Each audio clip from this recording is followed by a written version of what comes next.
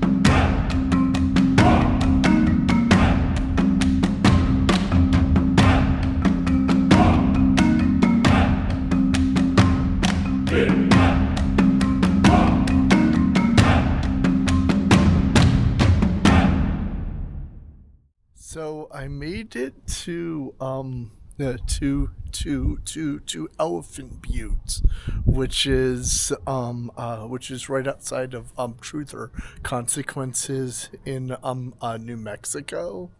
Um, this is the Rio Grande River. It forms out into a ginormous lake right here, which is kind of cool.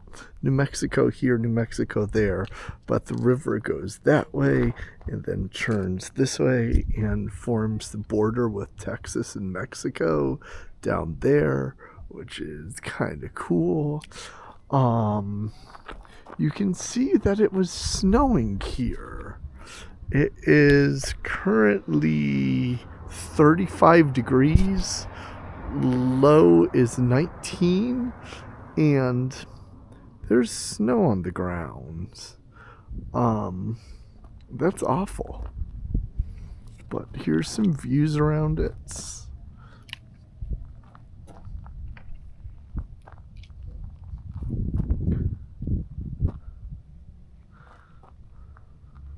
There is an elephant. There's a butte over there in the water that looks like an elephant.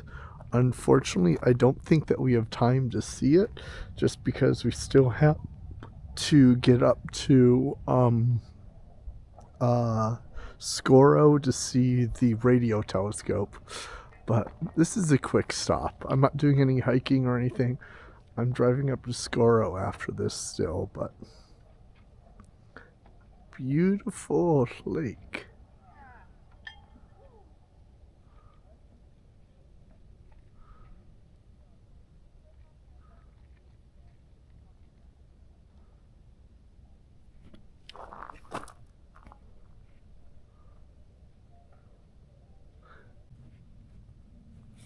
So I checked it out, and those clouds that you see way out on the horizon are from Spaceport America, which is where so Richard Branson's failed space company used to launch out of to go suborbital hops to space and back. Don't know what they do anymore, but they don't really do anything in.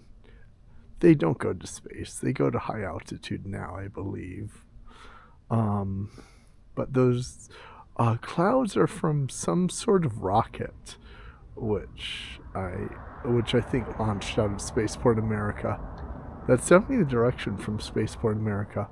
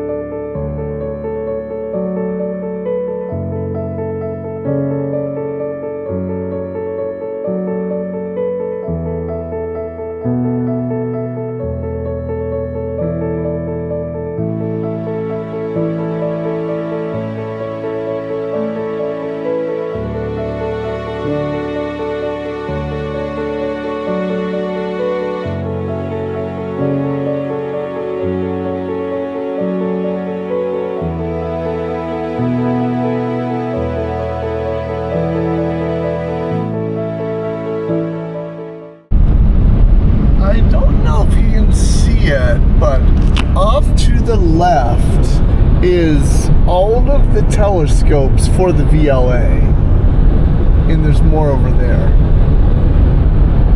We're 4 miles from the entrance.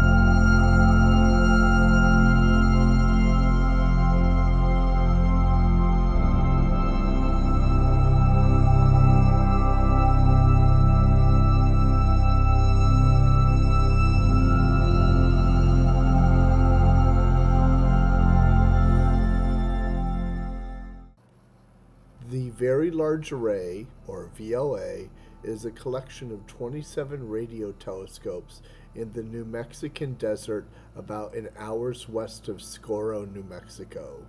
It looks into space using radio waves instead of optical lights. This was the telescope shown in the movie Contact and in the movie 2010. Light and radio waves are both part of the electromagnetic spectrum. They are both vibrating electric and magnetic fields. The difference is they vibrate at different frequencies. As it turns out, a lot of things in space emit radio waves along with optical light. Examples include the sun, planets, black holes, and neutron stars. You would study these objects in radio in addition to optical light in order to get a more complete understanding of the object. The main advantage of radio telescopes are that they can see through interstellar dust. There's a lot of dust in space that blocks lights from stars far away. Radio waves pass through this dust, causing astronomers to look farther back into space than they could using optical telescopes. As the Earth's atmosphere is transparent to a lot of radio waves, so the radio waves experience less distortion as they pass. Each dish of the radio telescope is 94 feet high, 82 feet across, and weighs 235 tons. They have a frequency range of 1 to 50 gigahertz. Each telescope looks like a radio receiver for a satellite TV because they are the same thing. The radio waves come in, bounce off the primary reflector, bounce off the subreflector, and enter the feed horn where the radio waves are collected. These radio waves are then digitized and sent to a computer for further processing.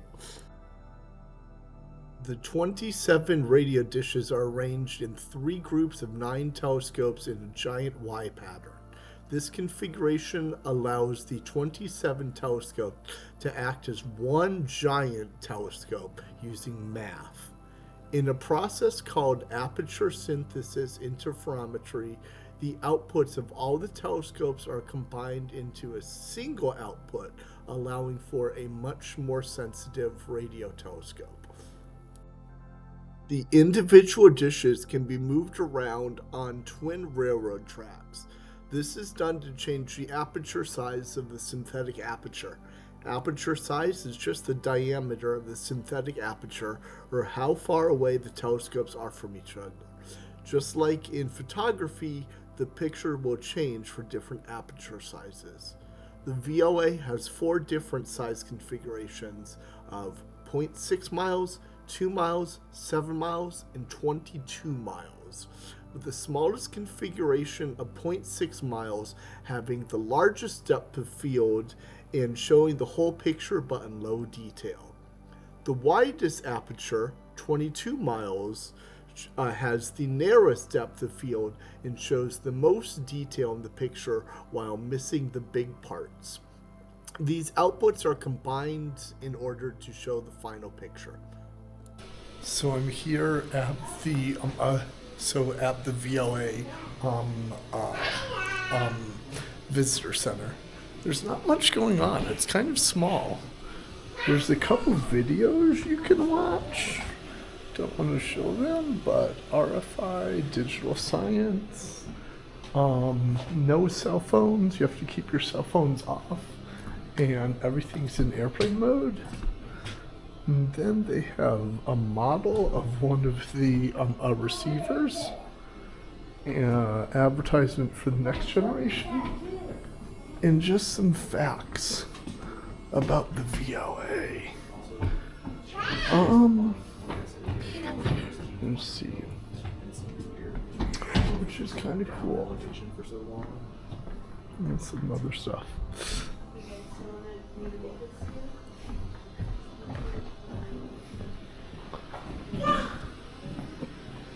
So let's go and see what else is there.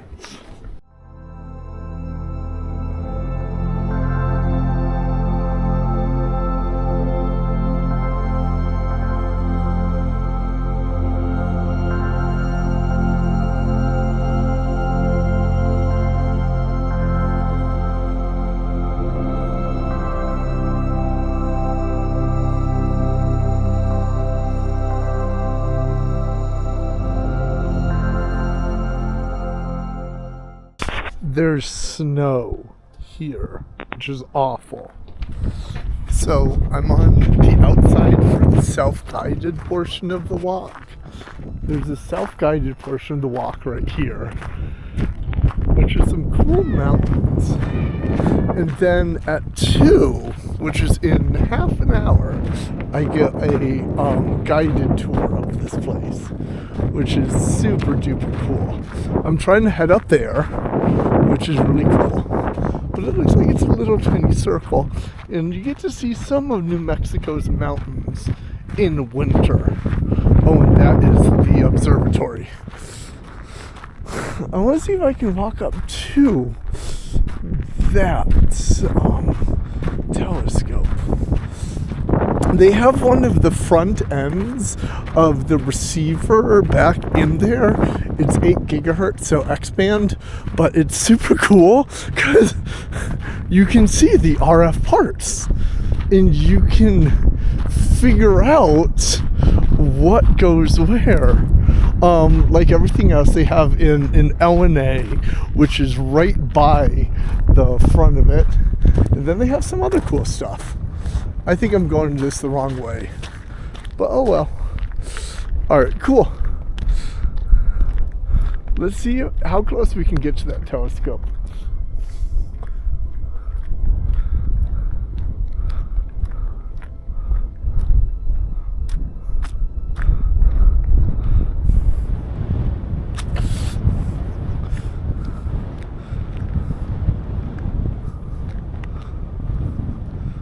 Let's stop here for pictures.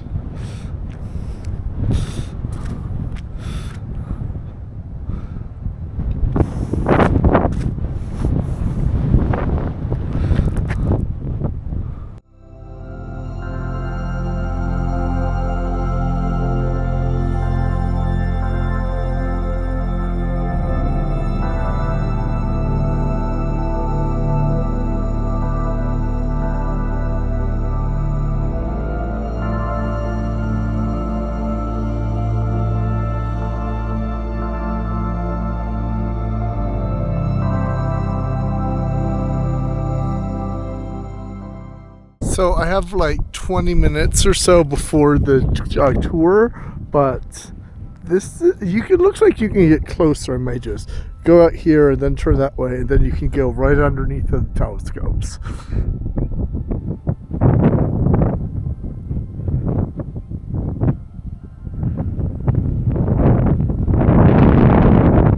Cool, let's go.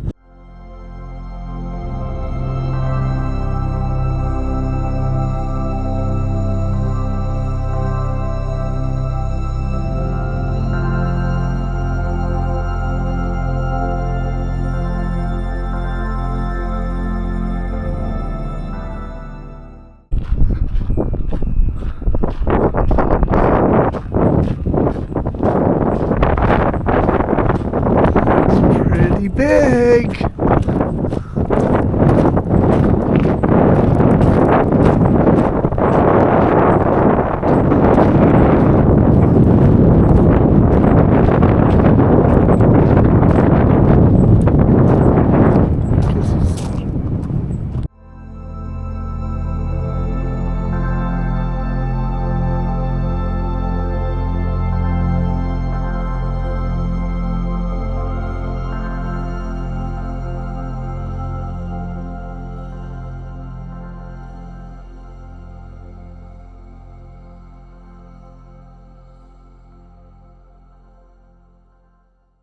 Okay, some RF information for you antenna aficionados.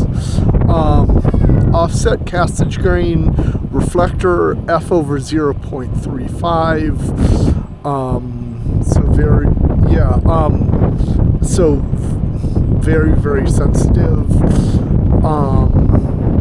Tracking accuracy 5 arc seconds with winds up to 18 miles an hour. This I thought was interesting though. The antenna, if you look, the receiver cooled to negative 427 Celsius, 18 Kelvin. That is your noise temperature. That is your F noise is 18K. The lower your noise, the lower temperature, the lower your noise floor. That's how they get it so sensitive, is because it's cooled. Cool. So your system noise temperature is 18 Kelvin. And then it looks like, I thought this was interesting, waveguide. The signal is sent from the antenna through a waveguide to the control building. There was a video in there that they discussed the computing infrastructure, and it kind of sounded like if they did floppy disk interferometry, where they digitized the signal coming out of the antenna, and then just, did all of the interferometry in the digital domain. But if this is waveguide, that makes me wonder if this is actual RF.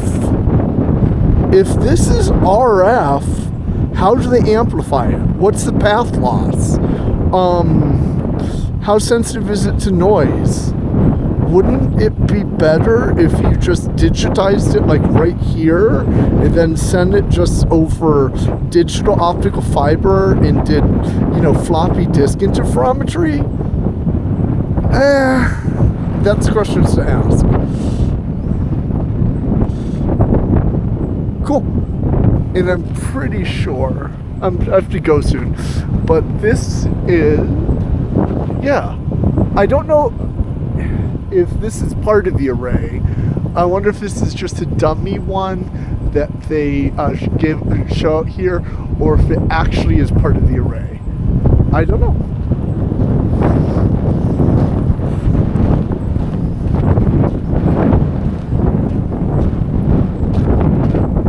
They can't do waveguide from there all the way to there. They have to digitize it.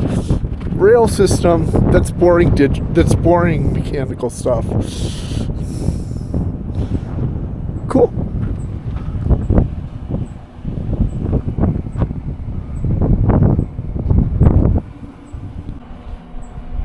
It's a really windy day, so it looks like if the sky's moving.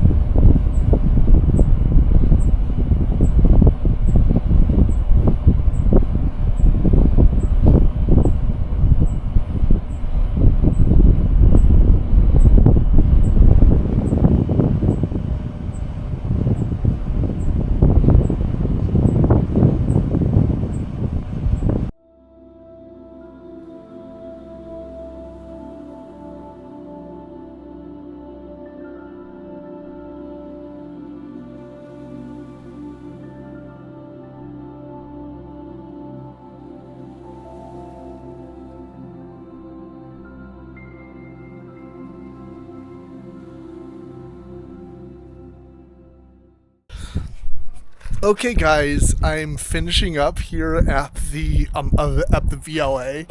A whole bunch of data, of a whole bunch of stories, and a whole bunch of cool stuff.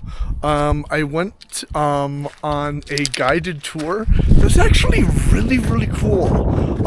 I didn't record it because I don't want to record other people, but if we went out and did the exact same loop that I already have on video, and got up to look up near one of the dishes, and the guy was actually really knowledgeable. He was an optical telescope and was really cool. Yeah, I'll get more. Yeah, and really knew his stuff, which was really good. Gave me a whole bunch of ideas for astronomy stuff. There's like 4 people in there. There's three senior citizens and me. So not very many people want to come out here. And I was the only one that knew astronomy. I was the only one that knew RF. Everyone else, most of the tour was at like a, middle school level. But I was able to spend time with the guy and ask the graduate questions. So I got, my graduate degree level questions answered. It was fun. All right, now I think I'm off to dinner and back off to Las Cruces. Catch you guys later. Bye-bye.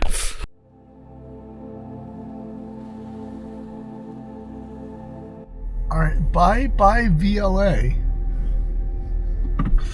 Onward to the next adventure, which is going to be getting food and figuring out what to do, because this place says that they close at 4. So they are closed.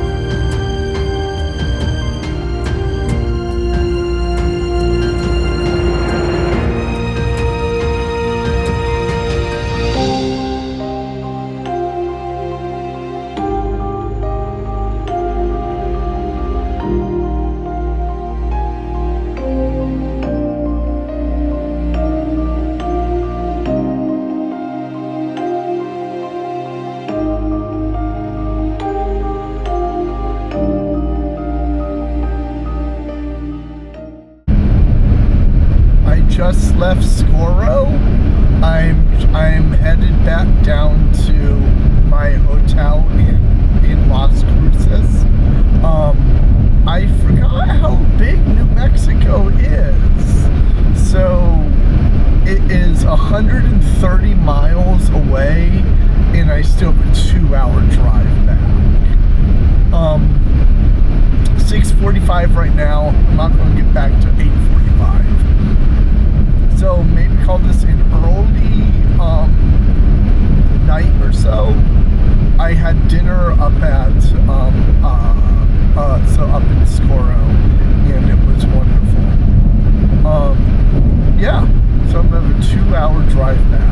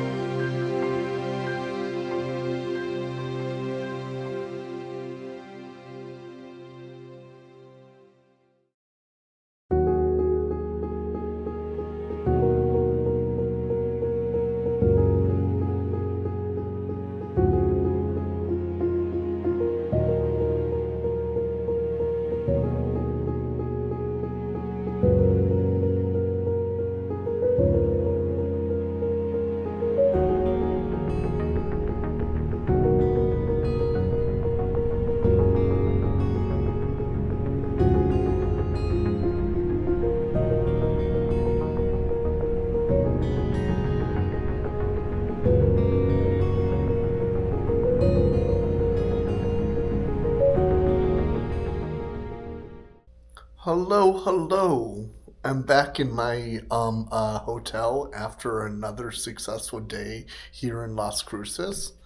Um, so if we go to the map in the same book that we had yesterday, I'll show you where we went and what we did, and we can continue it tomorrow. Cool. Here's this wonderful map of New Mexico. And we're stayed for the night here in Las Cruces. What we did was I drove 3 hours north and 3 hours north and west to the very large array, and I spent all day here. Well, okay, fine. So, first of all, drove up half an hour west to Hatch, New Mexico. There didn't really seem to be that much happening in Hatch. I wanted to get a sticker or some sort of souvenir. I was there at like 9 a.m. this morning and everything was shut down, so I sadly didn't really get anything from Hatch. I just drove through the town. It's very small. I think it's only 1,600 people live there. Then hopped back on 25 again, went up to Truth or Consequences. Truth or Consequences, drove through the town, stopped and got a magnet. And also there's a lake right here. All this follows the Rio Grande River, and the Rio Grande River forms a lake right here. And I stopped and I got pictures of the lake formed by the Rio Grande River. And I hopped back on 25, and I went up here, and I went west to the very large array, which is a whole bunch of radio telescopes, and spent most of my day here, which is awesome. There's a lot of video on that, and then came back, got dinner in Scoro right off the highway, and then drove 3 hours back to Las Cruces, and I'm here. Tomorrow, I'm debating it's a 4-hour drive home, and so I may take that 4-hour drive home from Las Cruces to here, or I may drive up to here to White Sands National Park and spend all day hiking in White Sands, and then either drive home. So it's an hour between here to here. And so then drive home from here. That'll make it a 5-hour drive home. Don't know if I want to do that, but maybe. That means I did 6 hours of driving today and maybe do 6 hours driving tomorrow again. I don't know. Or just go home tomorrow or stay till Monday morning. I don't know. Yeah, I didn't have a chance to go to Spaceport America because that's like half an hour east of Truth or Consequences, like right here. It's not near a highway at all, so I need to go there, but I didn't. And I do want to sometime go to Roswell, but that's, another 3-4 hour drive all the way over here. Maybe another time. So there's still stuff in New Mexico I want to see. Roswell, Albuquerque, Santa Fe. But I got Las Cruces done, and I got the VLA done, and maybe I'll go to White Sands tomorrow. But so far, New Mexico has been very enchanting. It's the land of enchantment, and it's been very enchanting.